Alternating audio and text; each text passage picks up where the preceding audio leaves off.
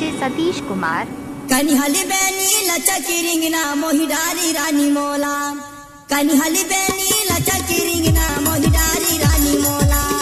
नाम पता ला तुर दी जनाओ कहाँ है तोर ठिकाना, मोर नाव ही बाल कुमर संगी हो गया तोर दीवाना, मोर नाव ही बाल कुमर बैगी हो गया तोर दीवाना। माया जोरी लाया बेबो दीवानी माया की भी परछाव, माया जोरे लाया बेहो दीवानी माया की पी परछाव।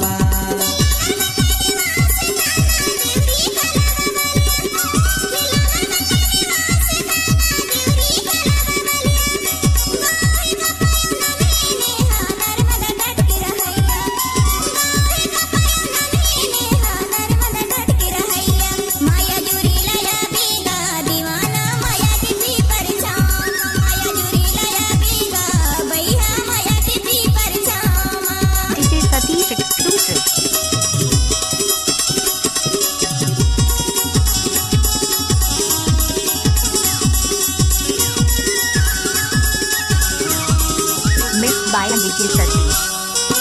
मोर गाँव ही मैया की डटमा पूछत पूछत आबी, नाम पता ला देवा थोड़ा जा जनते भूल जाबी।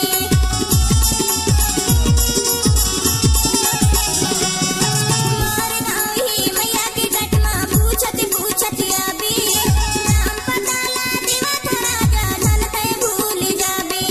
कसम से कह तो सारे संगी,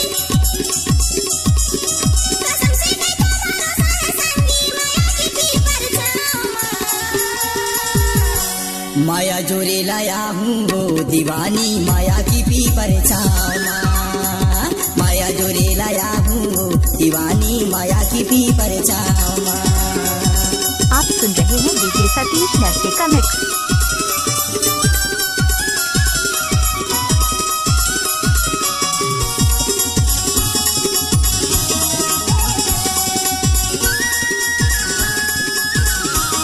डीजे सतीश एक्सक्लूसिव। 1:30 बजे की वादाला रानी मैं हानि भूल जाऊं, हिंदी की राजा बस में बैठ के तोरे गाँव आया हूँ।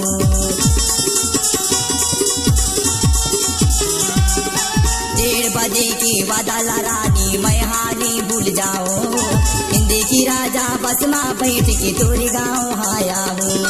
अमा के चाहिए हम बैठ के रानी, अमा के चाहिए हम बैठ के रानी देखत रही बीरदमा। माया जोरे लाया बीगा दीवाना माया के पी परछाव, माया जोरे लाया बीगा दीवाना माया के पी परछाव। माया जोरे लाया हूँ दीवानी माया की पी परछाव, माया जोरे लाया हूँ दीवानी माया की पी परछाव। आप सुन रहे हैं डीजे सतीश कखनू वाले का मिक्स।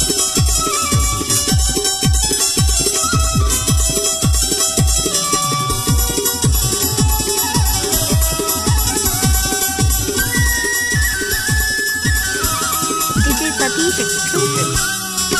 रास्ता दूरी देखत देखत नैना मोरी थक गई, अब तू आजा परदेसी बलमा धन पे हाथर सारी।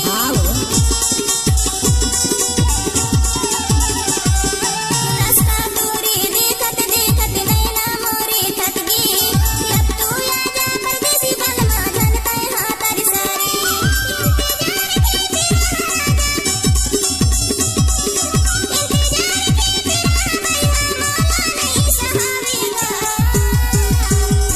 माया जोरे लाया हूँ वो दीवानी माया की पी परछाव, माया जोरे लाया